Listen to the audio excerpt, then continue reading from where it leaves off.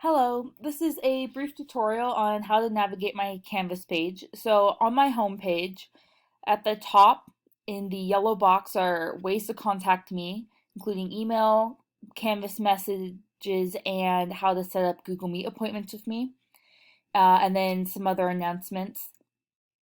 And then the lesson for each day is posted in the agenda, which is right below the yellow box. The most recent day is always on top. And then the entire agenda since we started online learning is on the home page. For each box, I put links to the lesson pages and assignment pages right on the agenda. So every day you just need to go here and look.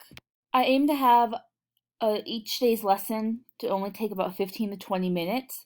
So the same link is often repeated for a few days or sometimes even a week.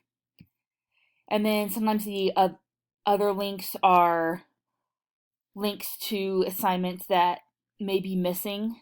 So it's easy for students to find those on catch-up days. And then at the top where it says to do, if it has this symbol, these are just announcements, they're not assignments. And then if it has this symbol, it's an assignment. And those are also quick ways to link to that information.